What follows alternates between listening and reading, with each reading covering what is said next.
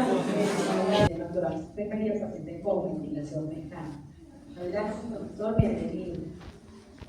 Hola, buenas tardes, ¿me escuchan? ¿Bien? Sí, señor. Bien, perfecto. Primeramente, darle las gracias por la invitación, así que es un honor estar exponiendo ante este evento, ¿sí?, a nivel internacional, y como dijo la colega anterior, es esencial compartir el conocimiento para poder brindar un cuidado de calidad. Así que, bueno, comencemos.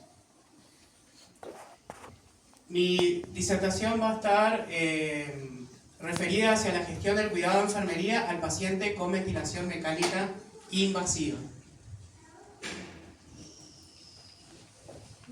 Bien, ¿qué es la ventilación mecánica invasiva? Es una técnica de soporte, ¿sí?, vital que asiste o reemplaza la función respiratoria mediante un ventilador. Acá utilizamos un instrumento que se llama ventilador mecánico, ¿sí? Pero que es importante saber que el ventilador asiste y nosotros como profesionales cuidamos, ¿sí? Bien. ¿Qué hace este ventilador? Introduce aire con presión positiva. Nosotros normalmente, fisiológicamente, tenemos presión negativa. Nuestro ciclo respiratorio normal es con presión negativa. Aquí estamos brindando una presión positiva, ¿sí? Bien, esta presión, este flujo de aire ingresa a la vía respiratoria del paciente mediante un tubo endotraqueal, ¿sí?, o también mediante otro procedimiento quirúrgico que se llama traqueostomía, ¿sí?, o cricotomía, dependiendo de la técnica quirúrgica médica. Siguiente. Bien, ¿cuál es el objetivo principal de la ventilación mecánica? Mantener la oxigenoterapia, ¿sí?, y mantener los niveles de oxígeno adecuados, ¿no es cierto?, y eliminar la CO2 que pueda llegar a retener este paciente, ¿sí? También disminuir el trabajo respiratorio cuando este paciente se encuentra agotado, ¿sí?, por alguna patología pulmonar. Entonces vamos a disminuir ese trabajo respiratorio. Permitir también el descanso muscular, ¿sí?, en los pacientes que quizás ha tenido una patología que requirió intervención quirúrgica. Vamos a permitir el descanso de esos músculos para poder ahorrar oxígeno. Y bueno, y en algunos pacientes que utilizando una escala de Glasgow, ¿sí?, que bajan menores de 8, para proteger esa vía aérea vamos a instrumentarla, ¿sí? Bien, como dijimos, las indicaciones más comunes que el enfermero tiene que estar atento si tenemos a los pacientes con estas patologías, ya de ir pensando en que ese paciente va a instrumentar su vía aérea. Entonces, insuficiencia respiratoria aguda, ¿sí? Acá estamos hablando de pacientes que tienen hipoxemia con una una O2 arterial inferior a 60, entonces ya se piensa en que vamos a ventilar.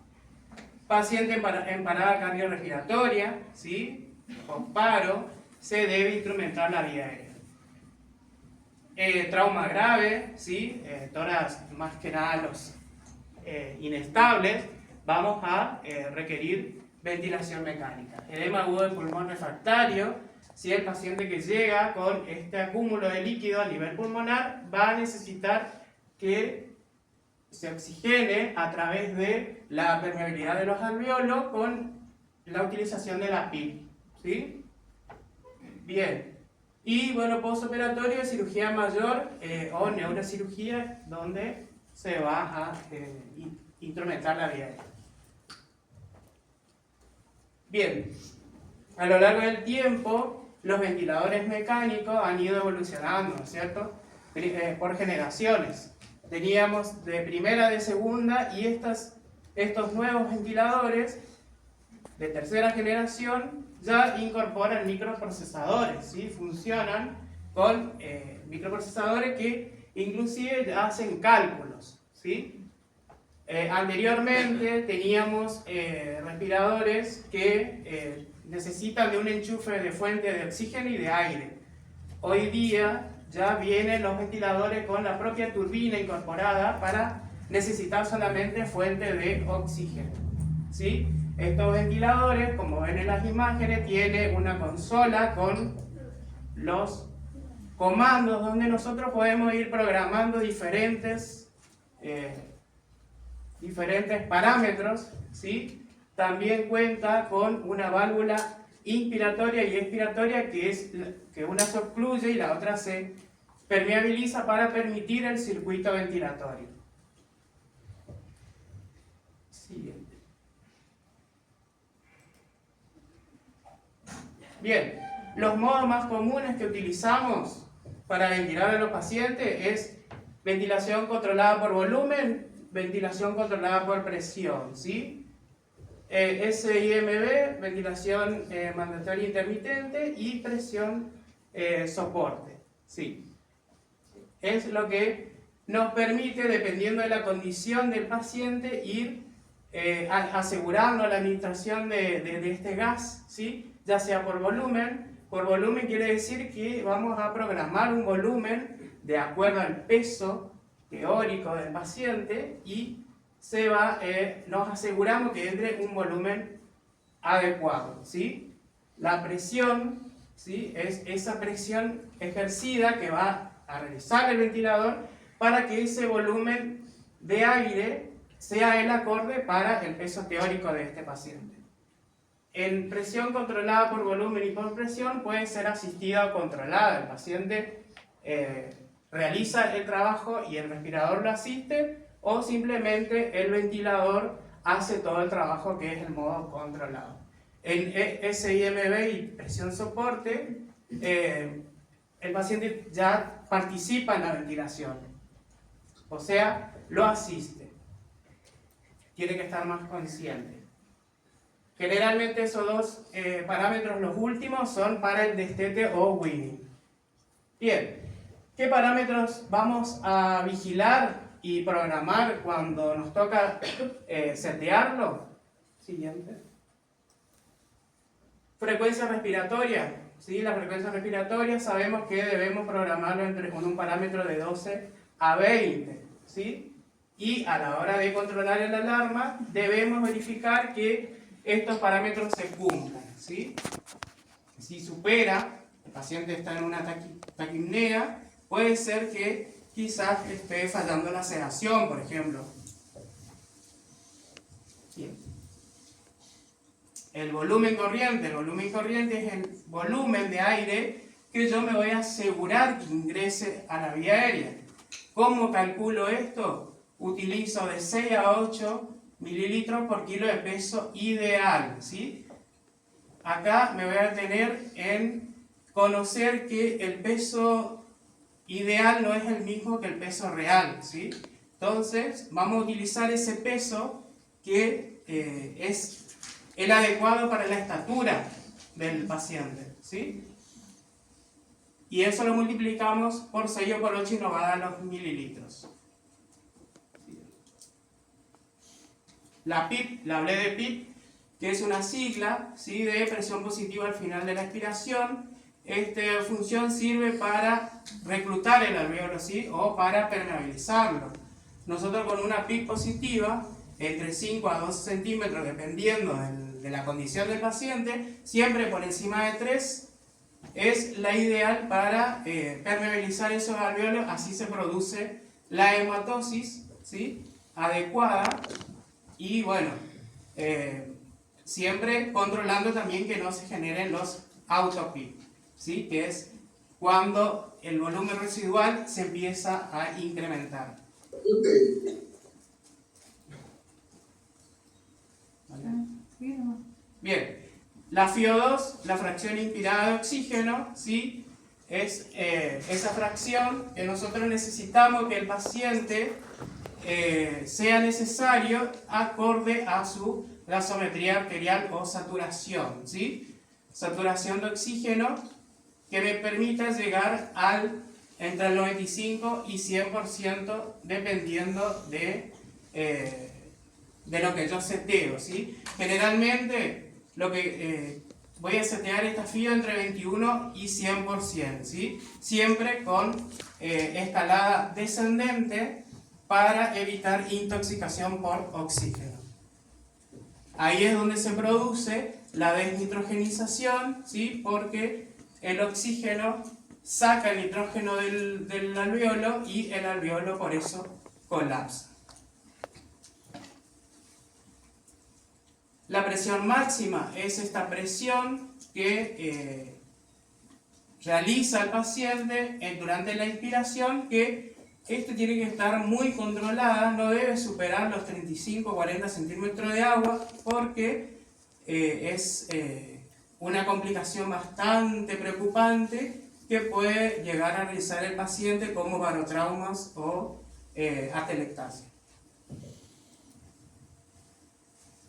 La sensibilidad, ¿sí? La sensibilidad es el esfuerzo inspiratorio que realiza el paciente para que el ventilador dispare, ¿sí? Para que dispare e inicie el ciclo respiratorio, ¿sí? Una vez que yo lo seteo, más sensible o menos sensible, el respirador, perdón, va a detectar que el paciente hizo un mínimo de esfuerzo y va a disparar. Acá tengo que tener cuidado a la hora del traslado de los pacientes con la sensibilidad activada, ¿sí? A muy sensible, porque, por ejemplo, si yo lo llevamos en una camilla de traslado desde a un lugar de estudio, ¿sí? Debe realizarse estudio diagnóstico, y lo llevamos en el traslado, cualquier movimiento puede detectar como, el ventilador puede detectar como inicio de ese esfuerzo del paciente, y se va a producir los disparos, exactamente, los disparos incontrolados. Entonces ahí vamos a aumentar, a disminuir la sensibilidad que no detecte el ventilador. Algo muy importante, las alarmas no se ignoran, ¿sí? Las alarmas se deben primero valorar y después silenciarlas, ¿sí? ¿Dónde va a estar nuestra alerta? En la presión pico, por ejemplo, ¿sí? Que el paciente empieza a tener, el ventilador empieza a sonar presión alta, me puede estar indicando obstrucción o una mala compliance, ¿sí? Ese pulmón se está poniendo rígido y el ventilador empieza a sonar, ¿sí? Volumen minuto bajo sugiere desconexión, fuga o hipoventilación, ¿sí? El volumen minuto bajo también puede llegar a actuar cuando empezamos a conectar el circuito, ¿sí? O, por ejemplo, una nebulización o una aerosolterapia, donde se va a aumentar el espacio muerto artificial, y por eso va a empezar a alarmar el volumen minuto bajo, ¿sí? También la respiración asincrónica, ¿sí? El paciente quizás está despertando y está en un modo donde está totalmente controlado por el ventilador y empieza a luchar, ¿sí? Cuando ya no es necesario, se evalúa y se cambia el modo, por ejemplo. Y el disparo automático también es otra causa de fuga. La fuga, o el circuito se condensa y la presencia de agua lo toma como una oclusión que el ventilador va a disparar automáticamente.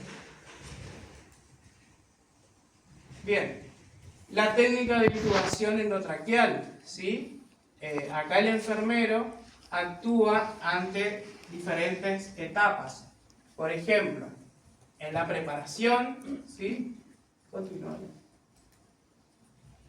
En la preparación, donde vamos a tener todos los materiales necesarios, ¿sí? Como para que el personal más entrenado, generalmente el médico, realice la intubación, ¿sí? Acá vamos a tener la bolsa de resucitación, AMBU, ¿sí? tubo Guedel, tubo endotraqueal, laringoscopio, un lubricante, ¿sí? Para que no traumatizar esa, las cuerdas vocales donde ingresa el tubo, ¿no es cierto? Entonces debe estar lubricado. También una jeringa para insuflar el neumotamponamiento, en primera medida, ¿sí? Sistema de aspiración cerrada o abierta, dependiendo de la institución. Hoy día se utiliza mucho la aspiración o circuito de aspiración cerrado, ¿sí? Que es Yancagua.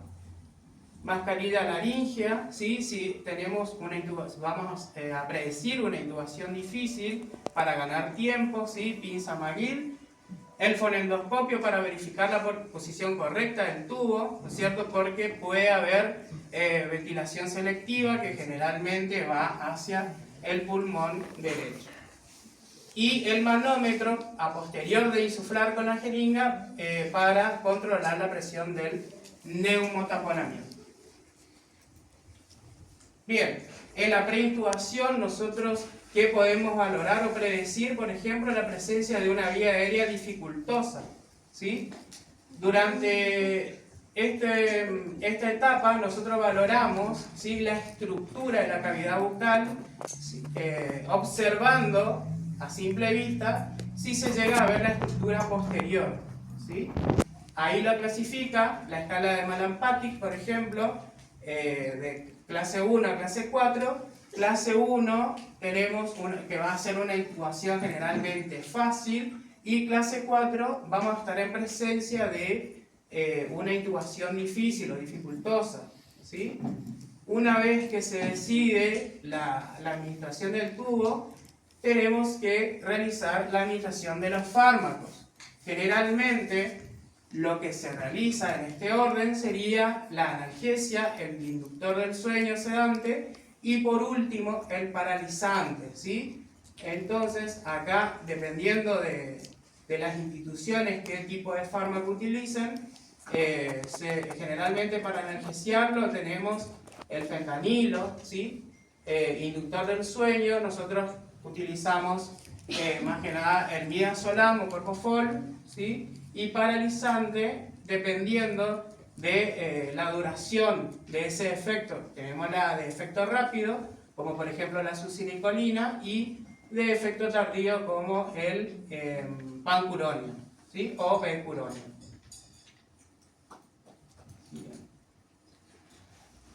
Bien, ¿cómo nosotros nos damos cuenta que el médico insertó el tubo en la vía aérea? Porque se produce un empañado, ¿sí? En lo que es la estructura del tubo, la estructura interna del tubo, ¿sí? Y bueno, y si llega a haber una intubación a vía digestiva, generalmente puede haber contenido gástrico y ahí tenemos que estar preparados para la aspiración de secreción, ¿sí?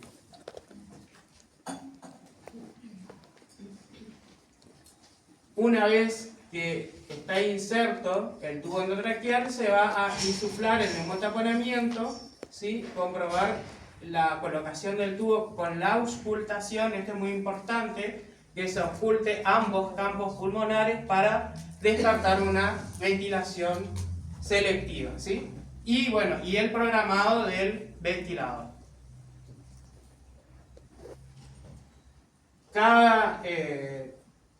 Cada paso que se realizó se debe registrar, ¿sí? Documentar, y todo esto debe estar anotado en la historia clínica. ¿Sí? ¿Qué número de tubos se utilizó? ¿Qué tipo de fármacos se administró? Y si fue una vía aérea dificultosa o fácil, ¿sí? Bien, ahora sí, ¿qué cuidados esenciales debemos tener con el paciente intubado? La fijación del tubo endotraqueal, ¿sí? Se debe medir a cuántos centímetros queda de la comisura labial. En este caso, la Asociación de Anestesiología dice que debe estar en de 22 a 24 centímetros, ¿sí? Bien, la fijación normalmente lo hacemos con una venda, pero debemos siempre por debajo del pabellón auricular, con mucho cuidado de no comprometer la circulación, la circulación cefálica. La fijación debe cambiarse cada 24 horas, ¿sí? O según necesidad de que no se manche o no tenga secreción. La presión del neumotaponamiento se debe controlar, ¿sí? Cada 8 horas, que debe estar en 20 a 30 centímetros de agua, ¿sí? Porque una sobrepresión podría provocar estenosis traqueal, ¿sí? La aspiración de secreciones solo si es necesario, ¿sí? Acá debo ser muy reiterativo que debo auscultar previamente a aspirar, ¿sí? Porque no lo debo tomar como una técnica rutinaria. No nos olvidemos que al aspirar no solamente vamos a obtener secreciones, sino que también aspiramos PIP y aspiramos volumen de aire, ¿sí? Y podemos comprometer la hematosis en el paciente. Por supuesto que esta técnica debe realizarse con técnica aséptica. El calor y la humedad debemos cuidar también cuando utilizamos humidificadores, ¿sí? Y si el paciente está traqueostomizado, si está traqueostomizado, debemos de cerciorarnos que ese oxígeno esté humidificado y con calor.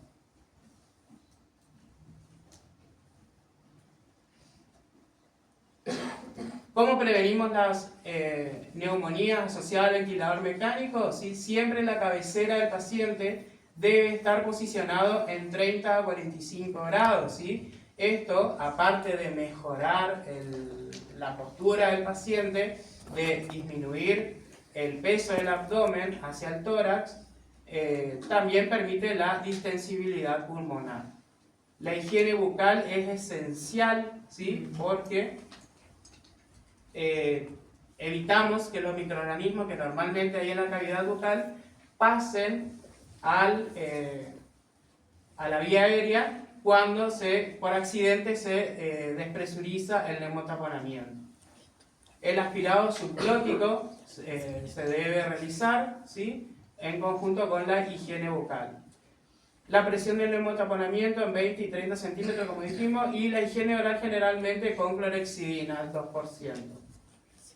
Úlcera por presión. ¿Hablamos de úlcera por presión en el paciente intubado? Sí.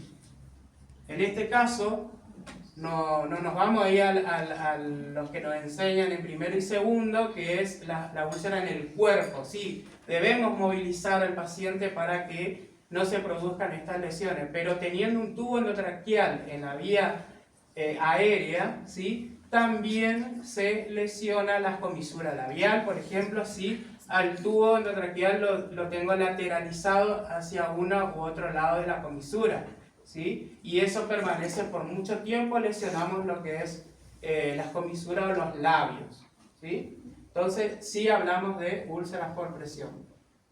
Y bien, estreñimiento y distensión abdominal, generalmente los analgésicos opioides, ¿sí? Disminuyen el movimiento intestinal y producen estreñimiento. Esto se debe monitorear, ¿sí? Con la ocultación de ruidos digestivos.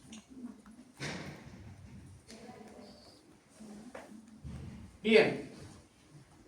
Monitorización continua en la ventilación mecánica, ¿sí? ¿Qué vamos a monitorizar cuando el paciente está ventilado? La saturometría, ¿sí? Capnografía y gasometría. Aquí es donde nosotros tenemos que estar alerta si, dependiendo de estos valores, debemos modificar el parámetro o si debemos modificar el modo o algún parámetro del ventilador, ¿sí? El hemodinámico, debemos verificar tensión arterial, frecuencia cardíaca y presión venosa central, ¿sí? ¿Por qué? Porque esta presión positiva que nosotros generalmente administramos con el ventilador produce una disminución del retorno de la vena cava y el paciente se edematiza, ¿sí? El paciente sufre una descompensación hemodinámica y vamos a ver que tenemos una hipotensión con una taquicardia por compensación y caída de la presión venosa central, que nos dice que estamos en presencia de una... no me sale la palabra. Sí. Una complicación. Bien, en lo neurológico vamos a utilizar la escala de Glasgow, modificada en este caso, Ramsay y RAS, ¿sí? Generalmente la escala de Glasgow lo vamos a ir a utilizar cuando el paciente ya está en periodo de destete, ¿sí? Para ver si el procedimiento de Winning está siendo efectivo o no.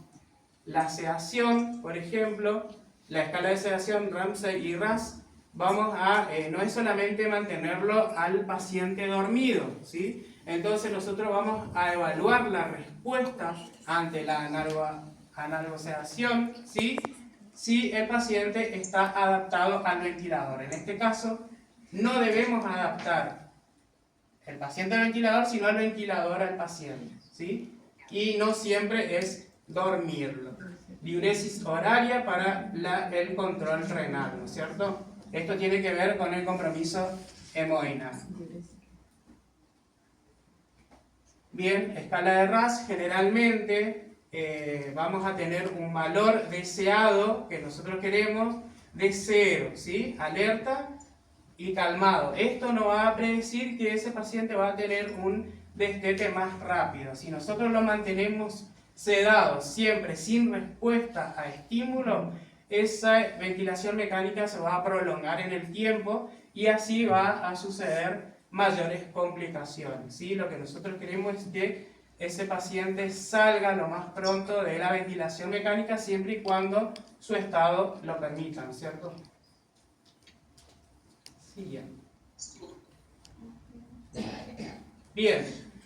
Al paciente que está con ventilación mecánica hay que explicar el procedimiento antes de realizarlo, ¿sí? No nos tenemos que olvidar que en esa cama hay una persona, ¿sí? Que siente. Entonces, no es solamente una persona que está conectado a cables y tubos y demás.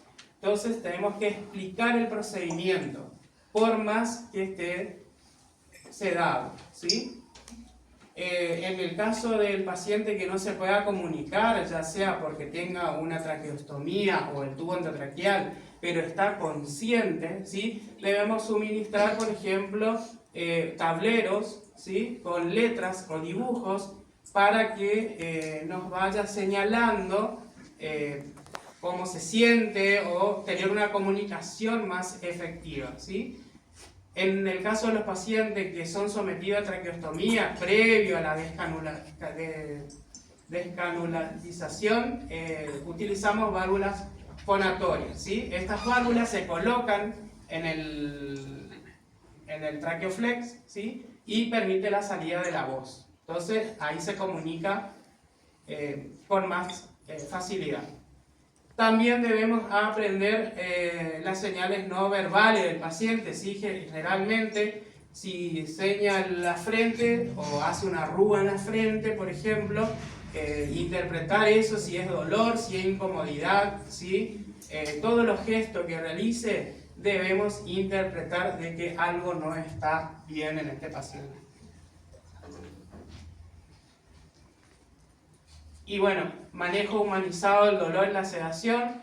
Generalmente está aconsejado utilizar la escala de CIPOT, ¿sí? Se ha evidenciado que al movilizar el paciente manifiesta dolor, pero ¿cómo lo valoramos? Con esta escala, ¿sí? Cuando un paciente está vigil o con todos sus sentidos podemos utilizar EVA, pero en este caso se complica. Entonces tenemos CIPOT para el dolor en estos pacientes que no pueden responder. Ya vamos a ver qué evalúa. Medidas no farmacológicas como por ejemplo música. ¿Qué música escuchaba este paciente en su casa? traerlo a su entorno hospitalario, ¿sí? Luz tenue, ¿no? Siempre debemos respetar el descanso y el sueño, ¿sí? Y por supuesto disminuyendo los ruidos, no estar a las risas en el office de enfermería, respetar eso, ¿sí? La musicoterapia es un tratamiento muy efectivo.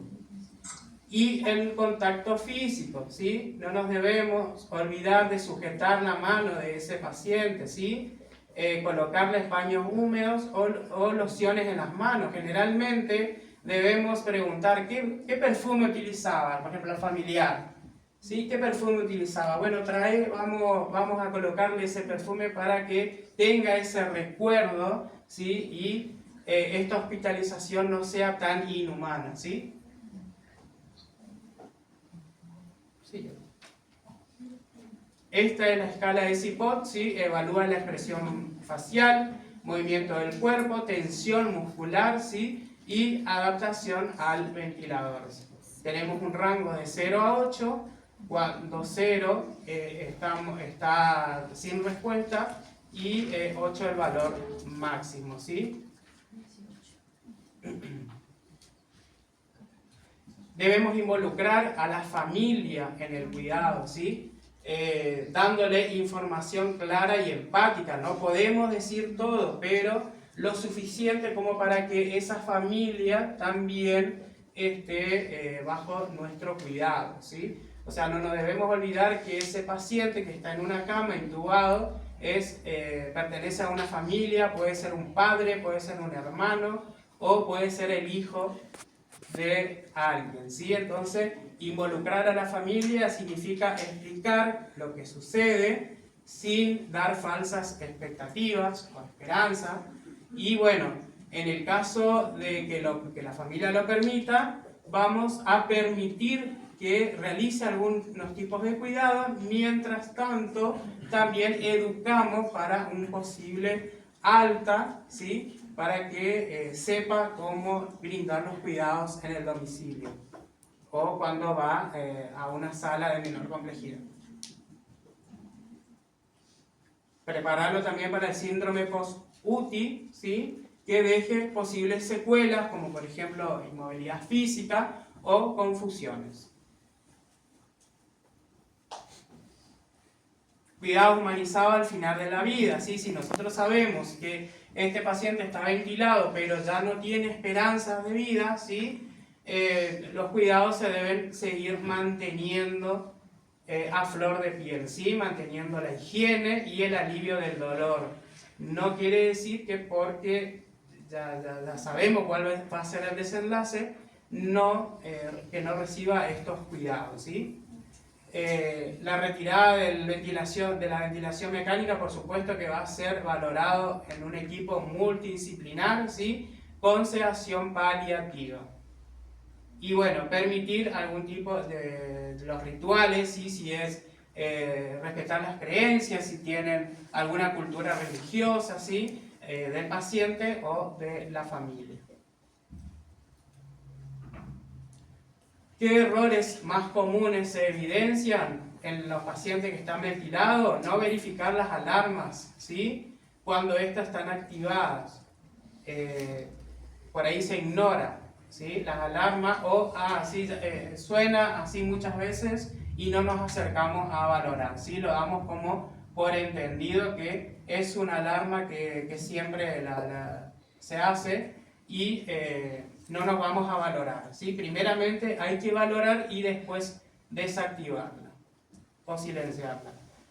La aspiración de forma rutinaria se debe cambiar eso que es según necesidad, ¿sí? Que es el error más común, que se aspira porque cada 8 horas o cada 2 horas o porque no debo dejar mi turno sin aspirar al paciente, pero quizás el paciente no lo necesitó y fui y aspiré PIP, aspiré volumen y provoqué atelectasia. Fijar el tubo demasiado apretado, demasiado flojo, ¿sí? Comprometiendo la circulación cerebral, ¿sí? O damos pie a la extubación no programada, perdón. Olvidar de medir el neumotaponamiento. Sabemos que el neumotaponamiento, la función que cumple es separar la vía aérea baja de la alta, ¿sí? Y si mantenemos desinflado, todo el contenido subglótico pasa a la vía aérea baja. Y bueno, tratar al paciente como una máquina con cama, ¿sí? No debemos tecnologizar al paciente, sino que es un ser humano que necesita de nuestro cuidado holístico, ¿sí?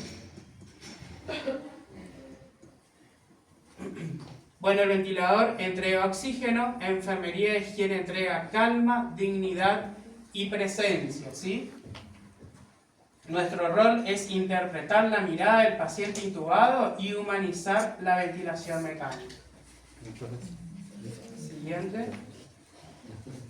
Bien, acá para los colegas, les quiero presentar, por ejemplo, nosotros acá en la Universidad de la Patagonia Austral implementamos este dispositivo de simulación clínica de bajo costo, donde transformamos un simple estetoscopio colocando dos auriculares inalámbricos, ¿sí? Conectados a una app o mediante una tablet o un teléfono celular con conectividad Bluetooth. Nosotros reproducimos sonidos que normalmente, patológicos y no patológicos, que el estudiante sea capaz de interpretarlo y no solamente de imaginarlo, ¿sí? Entonces, esto me dio pie como para presentar este dispositivo que se presentó a nivel nacional y nuestra universidad fue seleccionada como universidad de desarrollo para este dispositivo e implementación, ¿no es cierto?, de este dispositivo de bajo costo, simplemente utilizando dos auriculares Bluetooth, ¿sí?, con una conexión a un teléfono celular o una tablet con conectividad Bluetooth y una aplicación sin licencia, o sea, gratis, y poder entrenar el oído, ¿sí? Así que, siguiente. Así que eso es todo y bueno, muchas gracias.